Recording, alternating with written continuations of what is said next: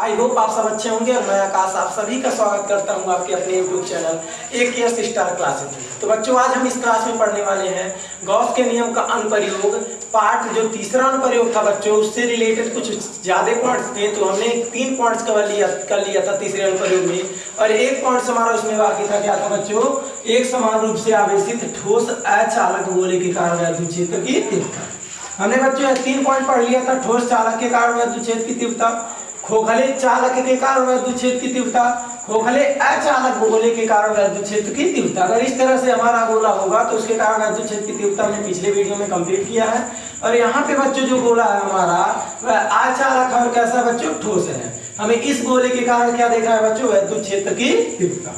तो आइए समझते हैं इसके लिए वैद्युत क्षेत्र की तीव्रता कितना होगा। तो बच्चों हम जान रहे हैं 3 कंडीशन बनेंगे, एक तो बाहर बनेगा, एक इसके सरफेस पर और एक कहाँ बच्चों? इसके अंदर।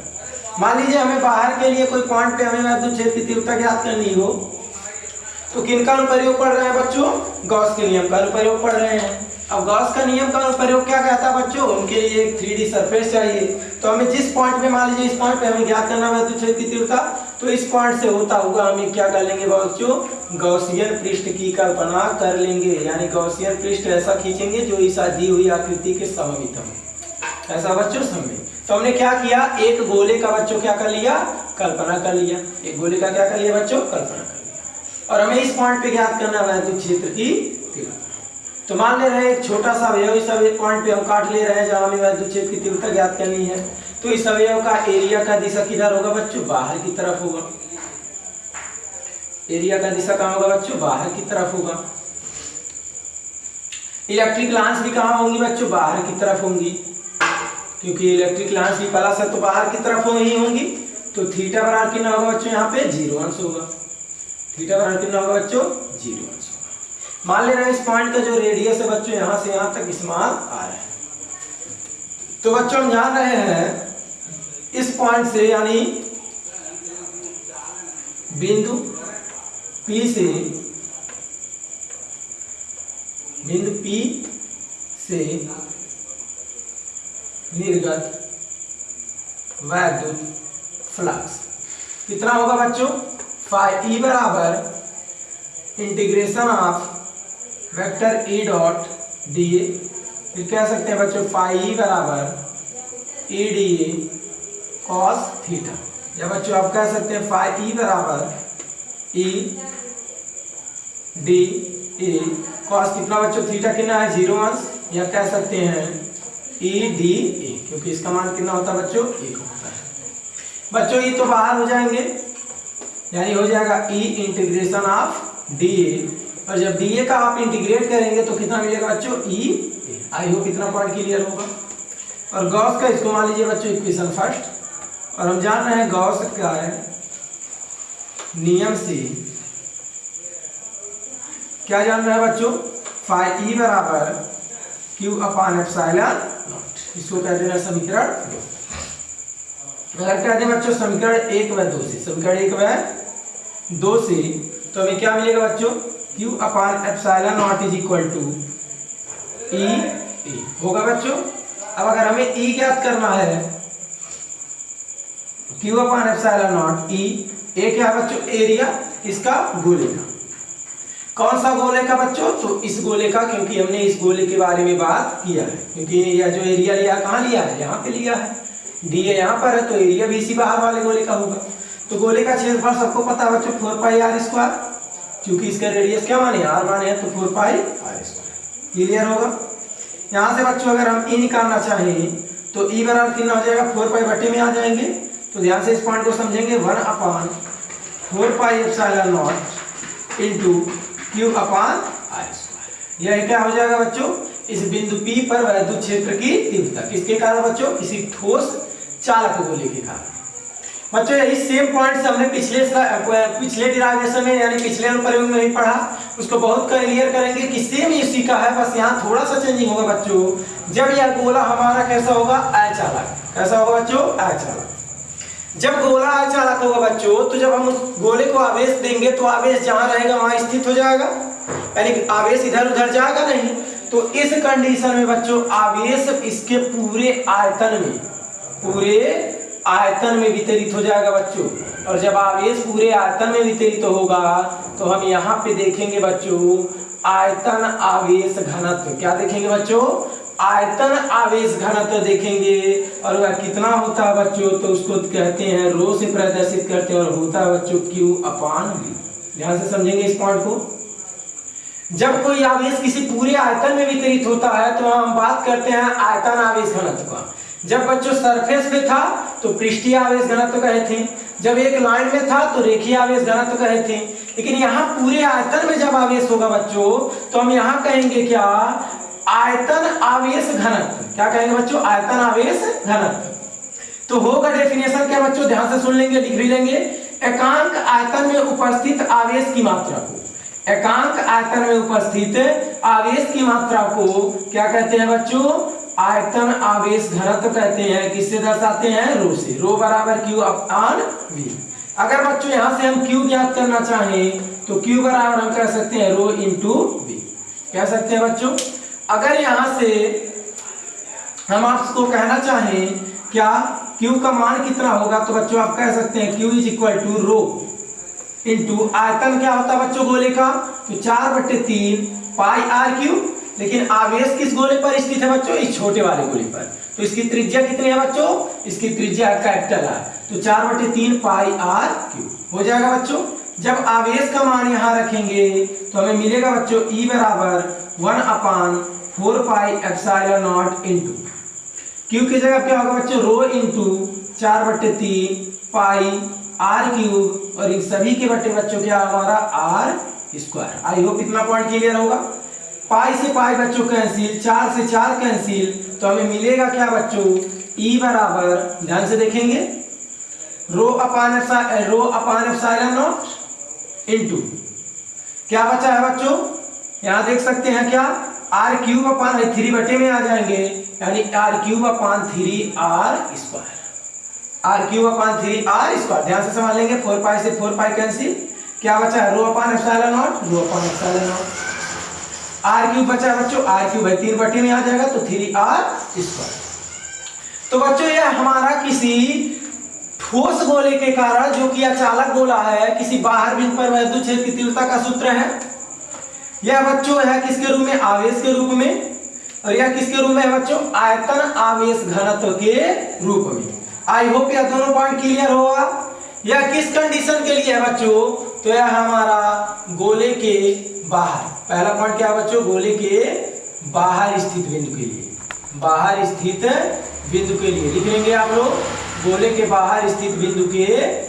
यानी अगर गोले के बाहर कोई बिंदु स्थित है और उस बिंदु पे हमें पूछ लिया जाए इस गोले के कारण वैद्युत क्षेत्र की तीव्रता कितनी होगी, तो कितनी होगी बच्चों? E = 1/4πε0 Q/r², या आवेश के रूप में। और आयतन आवेश घनत्व के रूप में E बराबर ρ/ε0 इंटू r³ 3r²। r क्या बच्चों? छोटे जिस पर आवेश उपस्थित है उसकी त्रिज्या है। स्मॉल r क्या बच्चों? जिस गॉसियन पृष्ठ की हम कल्पना किए हैं उसकी त्रिज्या। आई होप यह पॉइंट क्लियर होगा। अब बच्चों अगर हम कह दें यह आवेश कहाँ जाए? इसके सरफेस पे आ जाए। यह पहला कंडीशन बहुत ही अच्छे से लिखेंगे, बहुत अच्छे से क्लियर करेंगे बच्चों, थोड़ा सा भी डाउट नहीं होना चाहिए। अब अगर बच्चों यही हम कहें, क्या कहें बच्चों? यह पॉइंट कहाँ आ जाए? इसके सतह पर आ जाए। यह पॉइंट कहाँ आ जाए बच्चों? इसके सतह पर। तो जब इसके सतह पे आ जाएगा बच्चों, थोड़ा सा ध्यान से समझेंगे। यह पहला पॉइंट क्या था बच्चों? बिंदु जो था गोले के बाहर स्थित था। अब क्या होगा बच्चों? यह जो हमारा बिंदु होगा वह कहाँ आ जाएगा? वह आ जाएगा गोले के सतह पर। जब गोले के सतह पे आ जाएगा बच्चों तब देखते हैं इसका सूत्र क्या होगा। ध्यान से समझेंगे। यहाँ पे अगर यह हमारा पॉइंट जो है बिंदु आवेश P है, बिंदु जो P है, और वह कहाँ आ जाए बच्चों? सतह पर। यानी पूछ लिया जाए इस गोले के कारण इसके सतह पर वैद्युत क्षेत्र की तीव्रता कितनी होगी। तो बच्चों यह किसके रूप में हमने पढ़ा? या पढ़ लिया हमने किसके रूप में? आयतन आवेश घनत्व के रूप में। और आवेश के रूप में हमने क्या पढ़ा? 1/4πε0 Q/r²। यही पढ़ा है बच्चों। यह किसके रूप में है? आवेश के रूप में। और यह किसके रूप में है बच्चों? तो यह है हमारा आयतन आवेश घनत्व के रूप में। बच्चों सेकंड पॉइंट हम देखते हैं। सेकंड पॉइंट क्या? गोले के पृष्ठ पर। हाँ बच्चों, गोले के पृष्ठ पर। यानी अगर गोले के पृष्ठ पर हम बात करें, क्या बात करो बच्चों? गोले के पृष्ठ पर कोई बिंदु हो तो उस बिंदु पर कितना वैद्युत क्षेत्र की तीव्रता होगा बच्चों? कोई दिक्कत नहीं है, ध्यान से देखेंगे। जब यह गोला इस पृष्ठ पर आ जाएगा बच्चों, या पॉइंट जो होगा या कहां जाएगा, इसके पृष्ठ पर, इस गोले के पृष्ठ पर, तब यह जो स्मॉल आर होगा आपका कैपिटल आर के बराबर हो जाएगा। यानी स्मॉल आर किसके बराबर हो जाएगा बच्चों? कैपिटल आर के बराबर हो जाएगा। तब हमारा क्या सूत्र हो जाएगा? ई बराबर आवेश के रूप में कितना होगा बच्चों? 1/4πε0 इंटू क्यू अपान, यहाँ आर को किससे रिप्लेस कर देंगे? कैपिटल आर के, क्योंकि जब यह पॉइंट इस गोले के सतह पे आएगा तो यह दूरी इस त्रिज्या के क्या है? बराबर। तो स्मॉल आर को किससे रिप्लेस कर सकते हैं? कैपिटल आर से। तो हो जाएगा कितना बच्चों? Are square. यह किसके रूप में बच्चों? आवेश के रूप में। अगर हम पृष्ठीय आवेश घनत्व के रूप में लिखना चाहें तब तो सॉरी बच्चों, आयतन आवेश घनत्व के रूप में, तो rho upon epsilon naught into r cube तो रहेगा बच्चों बटे 3 तो रहेगा, यहाँ आर को रिप्लेस किससे कर देंगे? कैपिटल आर से। तो आर स्क्वायर है बच्चों, तो हो जाएगा कैपिटल आर का स्क्वायर, यानी ई बराबर हो जाएगा बच्चों आर स्क्वायर से आर स्क्वायर कैंसिल होगा तो ऊपर कितना बचेगा? केवल आर बचेगा, यानी rho upon epsilon naught into r by 3। यह क्या होगा बच्चों? यह होगा हमारा इस आवेश के, इस गोले के कारण इसके पृष्ठ पर वैद्युत क्षेत्र की तीव्रता। यानी बच्चों हमने देख लिया क्या, एक समान रूप से आवेशित ठोस अचालक गोले के कारण वैद्युत क्षेत्र की तीव्रता इसके बाहर, इस गोले के बाहर किसी पॉइंट पर और इस गोले के सतह पर। कितना देख लिए बच्चों? या बाहर की स्थिति के लिए है या इसके सतह की स्थिति के लिए। अब बच्चों हम देखेंगे अगर यह पॉइंट इस गोले के कहां आ जाए बच्चों? अंदर आ जाए। अगर यह पॉइंट कहां जाए बच्चों? इस गोले के अंदर आ जाए, तब कितना वैद्युत क्षेत्र की तीव्रता का सूत्र होगा? तो बहुत ध्यान से समझेंगे बच्चों। इस पॉइंट को हम देखते हैं, यहाँ बहुत ध्यान से इस पॉइंट को हम देखते हैं नेक्स्ट स्लाइड में बच्चों। अगर यहाँ तक क्लियर नहीं है तो अच्छे से लिखेंगे जरूर और बहुत अच्छे से इस पॉइंट को क्लियर करेंगे। और अंदर वाले बिंदु के लिए हम देखते हैं बच्चों नेक्स्ट स्लाइड में। तो बच्चों आ चुके हैं अपने नेक्स्ट स्लाइड पे, और इस स्लाइड में देखेंगे अब हम क्या, अगर हमारा पॉइंट क्या हो, इस गोले के कहाँ जाए बच्चों? अंदर आ जाए। पहला स्थिति हमने क्या देखा? इस गोले के कारण बाहर स्थित किसी बिंदु पर वैद्युत क्षेत्र की तीव्रता। दूसरा स्थिति कहाँ देखा बच्चों? इसके सतह पर वैद्युत क्षेत्र की तीव्रता। अब वह पॉइंट कहाँ जाए? अगर ऐसे पूछ लिया जाए इस गोले के अंदर किसी बिंदु पर आप क्या ज्ञात कीजिए? वैद्युत क्षेत्र की तीव्रता ज्ञात कीजिए। तो मान ले रहे हैं बच्चों इस गोले के अंदर यहाँ हमारा कोई बिंदु P है और इसी पॉइंट पे हमें ज्ञात करना है बच्चों वैद्युत क्षेत्र की तीव्रता। तो क्या करेंगे? पूरे किसका यूज करना हमें? गॉस के नियम का। तो गॉस का नियम 3D फिगर के लिए है। इससे होता हुआ हमें क्या करेंगे बच्चों? 3D फिगर का रचना कर लेंगे। हमने 3D फिगर का क्या कर लिया बच्चों? ये रचना कर लिया। और इसका त्रिज्या क्या मान लिया बच्चों? स्मॉल आर मान लिया। इसकी त्रिज्या क्या मान लिया बच्चों? Small R. अब बच्चों सारा पॉइंट से सेम होगा, कोई भी चेंजिंग नहीं होगा। बस यहाँ आप कह सकते हैं बच्चों इस पॉइंट पे हमें अगर वैद्युत क्षेत्र की तीव्रता ज्ञात करनी है तो इस पॉइंट पे एक छोटा सा अवयव लेंगे बच्चों। और जब एक छोटा सा अवयव लेंगे इस पॉइंट P के लिए, तो इस पॉइंट पे हमारा इलेक्ट्रिक लाइन भी कहाँ होगा बच्चों? बाहर की तरफ। और यहाँ पे इसका क्षेत्रफल की दिशा भी कहाँ होगी बच्चों? बाहर की तरफ। यानी थीटा कितना होगा बच्चों? 0। थीटा कितना होगा बच्चों? 0। ध्यान से समझेंगे इस पॉइंट को। यानी इस पॉइंट के लिए हमारा इलेक्ट्रिक लाइन भी कहाँ होगा बच्चों? बाहर। और एरिया वेक्टर की दिशा भी कहाँ होगा बच्चों? बाहर। इस वजह से थीटा कितना हो जाएगा? 0। सारा पॉइंट तो बिंदु P से निर्गत वैद्युत फ्लक्स कितना हो जाएगा बच्चों? बिंदु P से निर्गत वैद्युत फ्लक्स कितना हो जाएगा बच्चों? फाई E बराबर integration of E dA cos theta होता है बच्चों। Integration of E dA cos कितना हो जाएगा बच्चों? 0 अंश। cos 0 अंश का मान कितना होता है बच्चों? 1। तो फाई E बराबर हो जाएगा बच्चों E इंटीग्रेशन ऑफ D, या फिर कह सकते हैं इसी को E। क्लियर होगा? फाई E बराबर बच्चों हम लोग को मिल जाएगा कितना? E। ए क्या है वो? एरिया। किसका एरिया? इस गोले का जो अंदर हम खींचे हैं, क्योंकि वैद्युत क्षेत्र की तीव्रता इसी गोले के लिए ज्ञात कर रहे हैं तो एरिया भी इसी का होगा। इसका एरिया कितना होगा बच्चों? गोला है तो गोले का एरिया 4πr²। रेडियस r है तो r²। क्वेश्चन मान लो फर्स्ट। क्लियर है? अब हम कह दें बच्चों अगर गॉस के नियम से, इससे बच्चों गॉस के नियम से, तो गॉस का नियम क्या है बच्चों? फाई E बराबर Q अपान एप्सिलॉन नॉट। तो क्या इस गोले के अंदर आवेश Q होगा? अगर 2 पॉइंट के लिए आप लोग देखे होंगे तो इस गोले में पूरा आवेश हम Q मान रहे थे। इस गोले में पूरा आवेश क्या मान रहे थे बच्चों? Q। लेकिन अब यहाँ पे देखिए कुछ आवेश तो बाहर हो गया, कुछ ही आवेश यहाँ रहा, यानी Q ना होकर कुछ कम हो जाएगा। तो इस वजह से बच्चों यहाँ हम Q ना कह के इसको Q डैश कह दे रहे हैं और इसको मान ले रहे हैं समीकरण सेकंड। अब यहाँ बच्चों अगर हम कह दें समीकरण 1 व 2 से तो हम कह सकते हैं बच्चों क्या q dash upon epsilon not is equal to e into 4 pi r square. I hope इस पॉइंट को समझे होंगे बच्चों। क्लियर हो गया पॉइंट। अगर हमें e ज्ञात करना है बच्चों तो e बराबर कह देंगे 1/4 pi epsilon naught into q dash upon r square. यह क्या हो गया बच्चों इलेक्ट्रिक फील्ड यानी विद्युत क्षेत्र की तीव्रता इस पॉइंट P पर। अगर बच्चों इसी को हम अब देखिए इसके अंदर भी आवेश होंगे तो आयतन घनत्व के रूप में चेंज करना चाहें तो कैसे चेंज कर सकते हैं, थोड़ा सा इस पॉइंट को समझेंगे। यह पॉइंट क्लियर होगा तो बच्चों इसको हम मिटा सकते हैं, आप लोग लिख लेंगे, बहुत अच्छे से इस पॉइंट को समझ लेंगे। इस पॉइंट पे हमारा इस गोले के अंदर विद्युत क्षेत्र की तीव्रता किसके रूप में, आवेश के रूप में यह होगा, लेकिन आयतन आवेश घनत्व के रूप में कितना होगा बच्चों, इस पॉइंट को समझते हैं। इस पॉइंट को मिटाते हैं। अब थोड़ा सा ध्यान दीजिए, क्योंकि बच्चों आयतन आवेश घनत्व क्या होता है, एकांक आयतन में उपस्थित आवेश की मात्रा। तो आयतन आवेश घनत्व कभी चेंज नहीं होगा, जितना इस गोले के अंदर होगा उतना ही इस गोले के भी अंदर होगा। तो पहले का अगर हम कहें बच्चों रो बराबर क्या पढ़े हैं, Q अपान V, और यही होगा बच्चों हमारा Q डैश अपान V।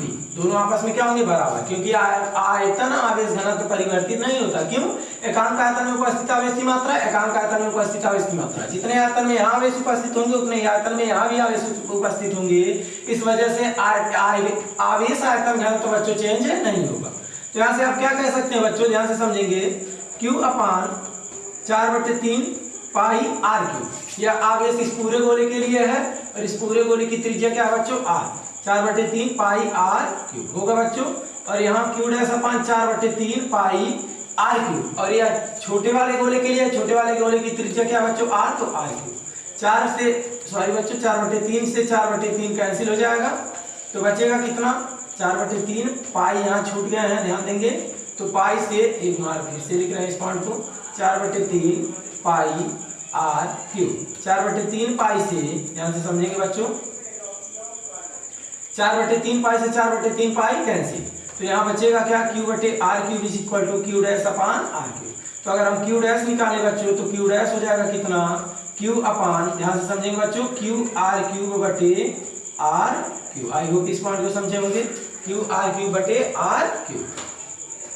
अब बच्चों यहाँ ध्यान देंगे, QR3/r3 क्या है बच्चों, आवेश है। क्या है बच्चों, आवेश। तो आवेश का मान इतना हो गया। अब इस मान को अगर यहाँ हम पुटअप करें बच्चों तो E बराबर हमको मिलेगा कितना, ध्यान से समझेंगे, 1/4 pi epsilon naught into Q dash के बच्चों, Q डैश की जगह पे QR3 अपान क्या बच्चों, R3, और यहाँ पहले से क्या है बच्चों, r स्क्वायर। क्लियर होगा, r स्क्वायर से एक r स्क्वायर कैंसिल होगा बच्चों, तो यहाँ हो जाएगा, इस पॉइंट को समझेंगे, इस मान को यहाँ हम रखें, अगर इसको हम समीकरण 1 मान लें तो इस मान को हम क्या कह दिए हैं, समीकरण 1 में रखने पर, समीकरण 1 में रखने पर, तो कितना हो जाएगा बच्चों, E बराबर 1/4 pi epsilon naught into Q, और यहाँ r स्क्वायर से r स्क्वायर कैंसिल, लेकिन एक r बचा, QR/, कितना हो जाएगा बच्चों, r3, कितना हो जाएगा, QR/r3।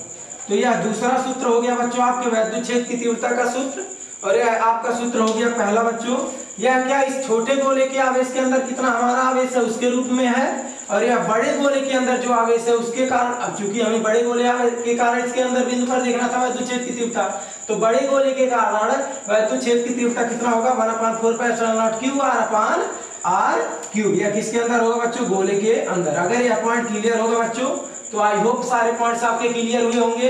अगर नहीं क्लियर होगा तो एक बार जरूर आप पूरे पॉइंट्स को, इस तीसरे पॉइंट को अच्छे से समझेंगे और अच्छे से क्लियर करेंगे। तो यह आपका बच्चों था एक समान आवेशित अचालक गोले के कारण, अचालक ठोस गोले के कारण विद्युत क्षेत्र की तीव्रता का सूत्र। अगर पूरा पॉइंट्स क्लियर हुआ है तो बच्चों वीडियो को लाइक करेंगे और शेयर करेंगे और चैनल को सब्सक्राइब करके बेल आइकन को जरूर प्रेस करेंगे ताकि हमारा चैनल ग्रो हो सके और हम आपको अच्छा कंटेंट दे सकें। धन्यवाद।